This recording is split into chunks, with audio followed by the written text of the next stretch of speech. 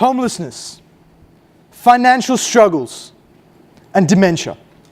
3 issues that maybe we don't talk about as much as we should.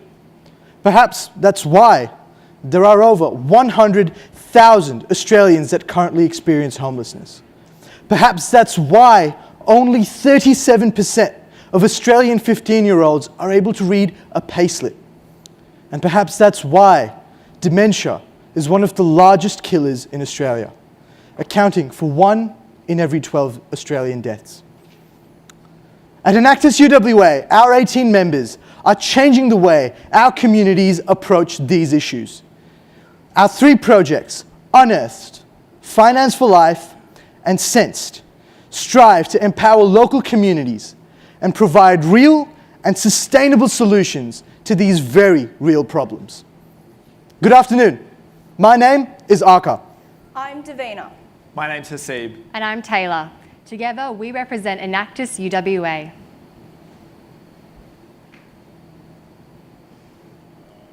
There's a big statement about homeless people being in the hub of the CBD. There's what I see like an effort to move them out into the suburbs and push the problem outwards, and instead of dealing with the problem, they seem to be moving the problem onto somebody else. That's my personal view of it. I felt a lot of stigma in most of my life because of mental health issues, which I've had most of my life, and I've experienced and suffered a lot of stigma, people's judgment and misunderstanding due to my mental conditions. I think that the community don't really understand homelessness. They might read about it in the newspaper, but the average person, does he know a homeless person? Probably not. Before I was homeless, I'd drive in my car and I'd probably drive past a homeless person and not see them. They'd be invisible because they're not part of my world,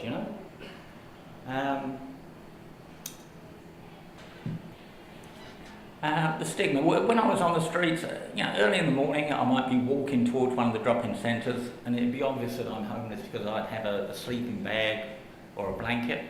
And what I noticed is that people make way for you on the pavement, and they don't want to look you in the eye. They avert their eyes and they just want to walk past you. So I did notice that, Unearthed was established to support these artists whose talents were left unrecognised due to the stigma in our community. We supported them by hosting exhibitions so they could sell their artwork, and also through an art rental service. However, the sale of artwork was inconsistent and unsustainable, and as university students, we simply didn't have the networks to be able to tap into this rental market. To address these issues, we decided to focus on a younger demographic. However, before we could move to a more sustainable model, we needed to understand their perceptions of homelessness. So, we surveyed 270 Western Australians aged between 18 and 25, and from this, we made 2 key findings. The first was the inaccuracy of young people's perception of homelessness. 78.6% of our respondents believe that drugs and alcohol are the major causes of homelessness, yet this only represents less than 5% of cases. Despite these misconceptions, our second finding was that 91.2% of our respondents believe that Western Australians were not doing enough to address this issue of homelessness. From these surveys, we saw 2 opportunities that shape our core mission. The first is to reduce the stigma of homelessness through educating young people, and the second is providing a platform for these artists to be able to sell their artwork and receive a sustainable income. To achieve our goals, Unearthed is taking action. Firstly, we're continuing our event-based art model due to its past successes. And secondly, we know that we can do more. That is why we are simultaneously launching a new model, which sees our artists' artworks transformed into designs that can be printed onto t-shirts. This is implemented over 4 key stages. Step 1, collaboration. We collaborate with our artists in order to produce designs that are suitable for printing onto t-shirts. This allows us to work towards the 8th Sustainable Development Goal in the UN framework by promoting decent work and also upskilling our artists in design. The second stage of this model is printing these t-shirts. For this, we are working with the Fabric Printers, a fair trade clothing printing company, in order to produce our first batch, which will then be distributed for market research purposes. Once the research phases and testing phases are complete, we move on to stage 3. This is where Unearthed launches its online store and makes this product accessible to all Australians that want to contribute to the homeless community. Every single purchase brings with it the artist's biography, and on top of that, the unique story behind every single design. This allows all of our customers to learn about the unique stories behind, the unique and the real stories behind homelessness. Our fourth and final stage is impact. 50% of all profits generated from each t-shirt make its way back to the artist responsible for designing it. This provides the artist with sustainable incomes and allows Unearthed to work towards the first UN Sustainable Development Goal, reducing poverty and allowing individuals to obtain basic necessities. The remaining 50% is retained by us for reinvestment into the project to cover costs such as marketing, in addition to continuing running events and also upscaling the project. In the last financial year, Unearthed has enabled progress through the sale of 43 pieces of artwork, raising $1,982. This money has been used by the artists to put towards housing bonds, basic necessities such as hygiene products, and even purchasing flights so they can reconnect with their families. Unearthed has also hosted and participated in 7 events, reaching over 5,000 people. This has included displaying artwork at the launch of the Underground Collaborative, where our artist Clinton did a live painting, and also a quiz night hosted by Feed Me, where Ray was able to share his own stories and experiences with the audience. Let's hear from one of our artists, Len, about the impact Unearthed has had on this art group. It's a big thing for us, you know, to be able to sell our artwork. I guess in a lot of ways, a lot of guys in the art room are underachievers, you know. They haven't had success, they haven't had the pat on the back, they haven't felt good about themselves about doing something. So, you know, not only did we sell artwork, but, you know, people grew through selling their artwork. So yeah, I can't say enough about Enactus and Rua. They've given us so many opportunities. Moving forward, Unearthed has 2 key goals. The first is to be able to scale the project. We want to involve not only more customers, but more artists. We want to partner with more shelters with art groups, like St. Patrick's Shelter. And additionally, we want to be able to expand our products into notebooks and calendars, all while establishing this model. Our second goal is to increase inclusivity. We're going to achieve this by involving more centres and thus artists in our project through future exhibitions. We have aligned ourselves with WA's 10-year plan to end homelessness to make sure that we're effectively contributing to the movement together. Everything we do links with the 16th UN goal in promoting inclusive societies.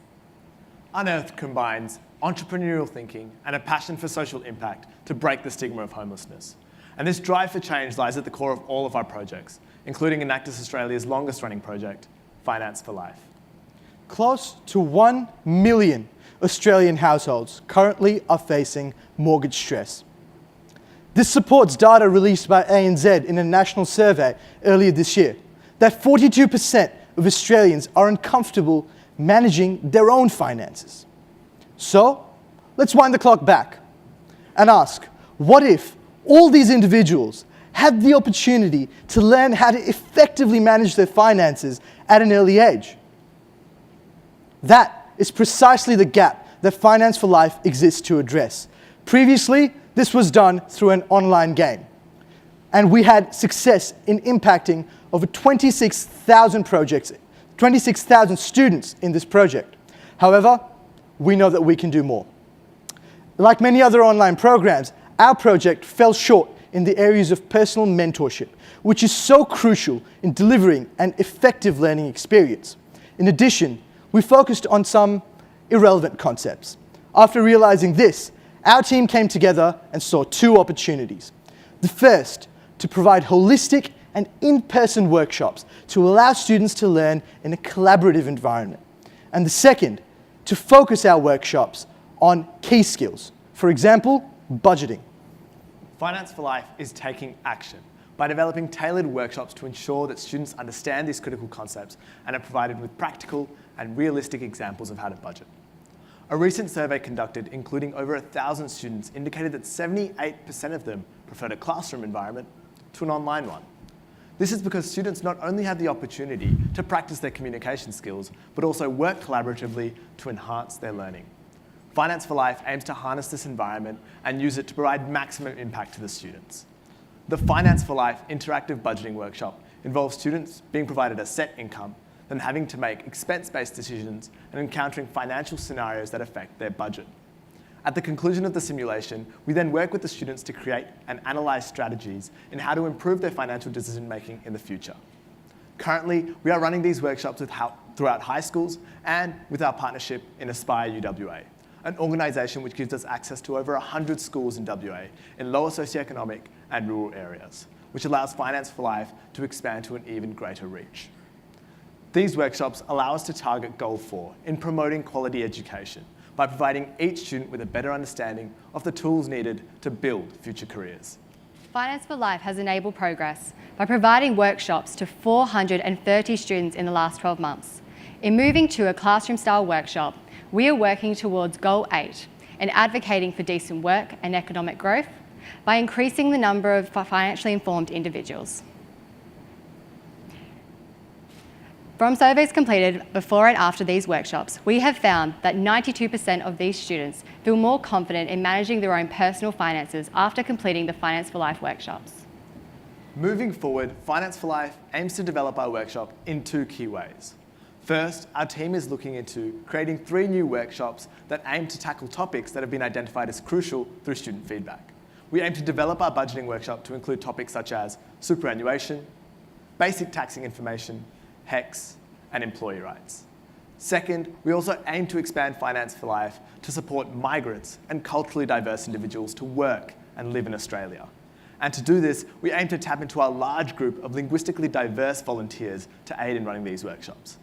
This future vision allows our project to not only tackle Goal 11 in creating sustainable and inclusive urbanisation, but also Goal 10 in reducing inequalities and allowing every member of our society to have an equal opportunity to this education and to excel.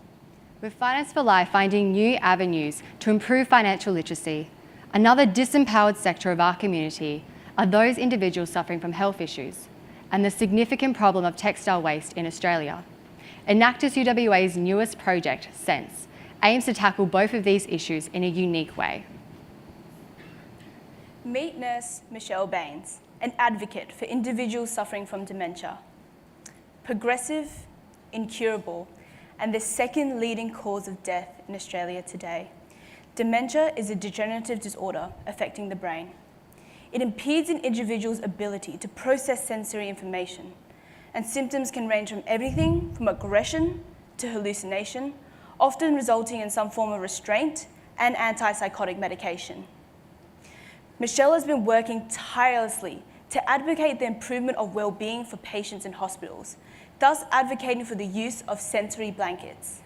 These blankets utilise sensory stimulation in order to reduce the escalation to these symptoms and reduce the reliance on antipsychotic medication, thus leading to a proven increase in a quality of life.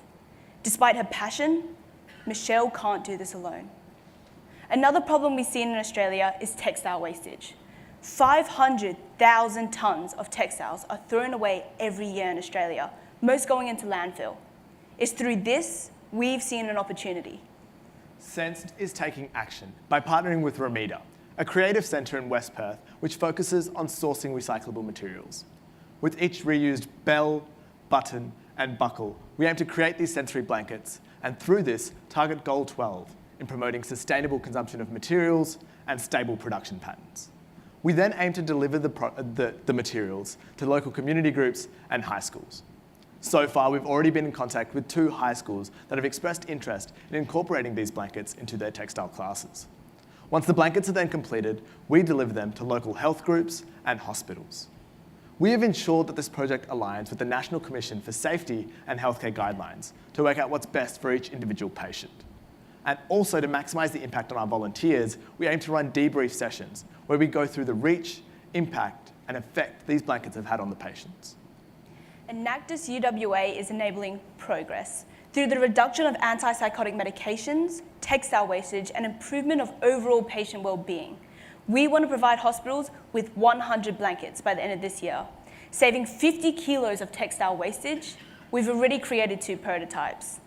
Our key performance indicators include the reduction of falls, security intervention, antipsychotic medication intervention, and the overall improvement of well-being for patients. Data that's already collected by the hospitals. These KPIs keep us towards the goal of UN goal number 3, promoting well-being, and everything we do is aligned with Australia's Commission Deliria Clinical Care Standard. Moving forward, SENST has 2 major goals.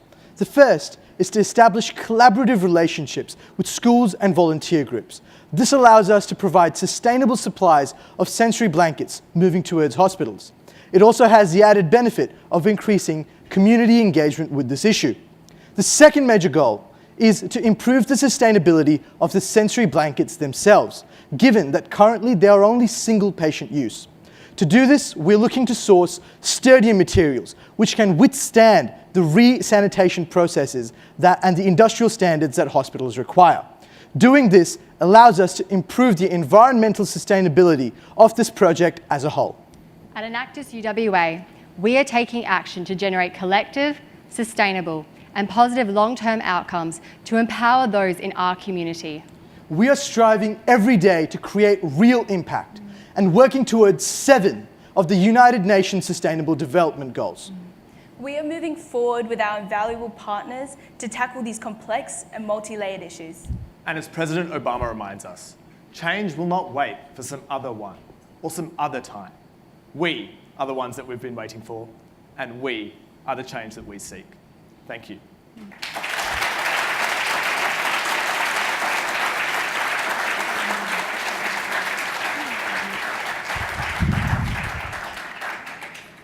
We will now begin the question and answer session.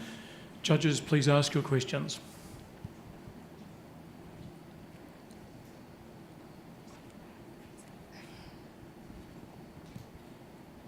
Thank you. With your very thoughtful assessment of your community group Unearthed, how did you come to the decision that artwork was the best way to address the stigma and some of the issues that you identified through that consultation? Yeah, so how this project began is some of us already volunteered at Rural Community Centre, which is a day shelter based in Perth. There they have an art therapy group where every single person in the homeless shelter is invited to come along and use the art as a method of therapy and also build friendships within that group.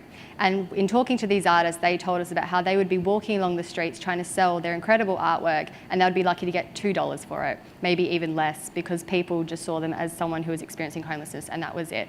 So from there, we thought that was an amazing platform because we had these incredible artists who were so motivated to change the stigma, and we had the resources to do that. So it just kind of came together, and from there, Unearthed's just grown.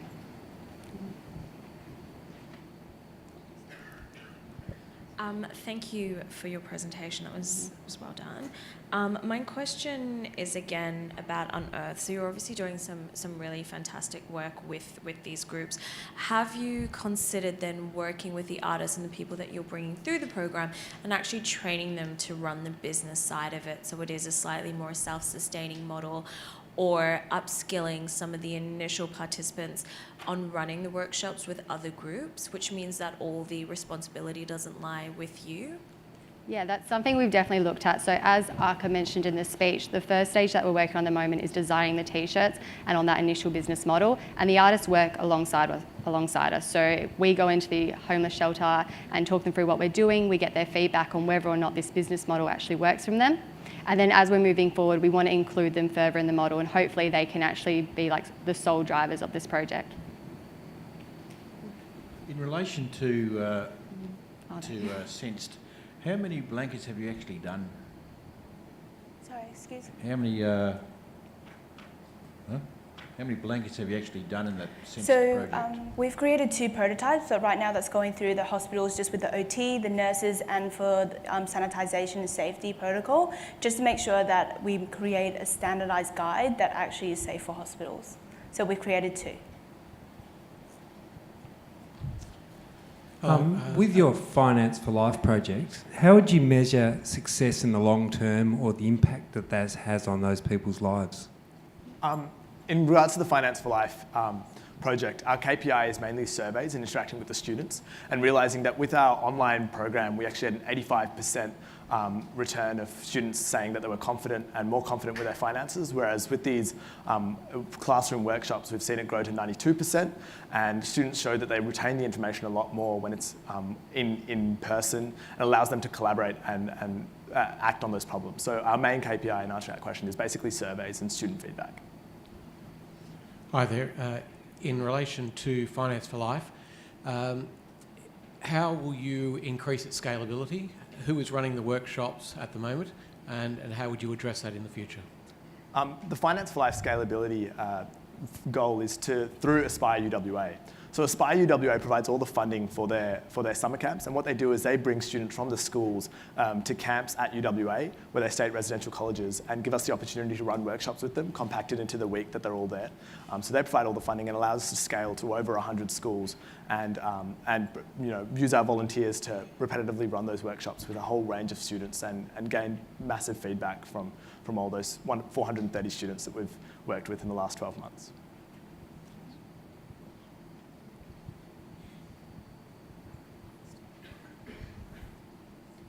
The paper which you gave us, which had some media insights, but we didn't really hear anything. So any light on that? What was that, sorry? The media insights, the paper which you gave, it had some figures, but we didn't really hear anything. So what was this for? So the media insights over there, they cover things such as Enactus UWA as a chapter there, like our social media reach, the people that have viewed our posts and engaged with it. So it's more of that sort of aspect of it. It's not quite as integral to the 3 projects that we have presented up here. I've just got a quick one. Time has expired. Judges, please join me in thanking the University of Western Australia.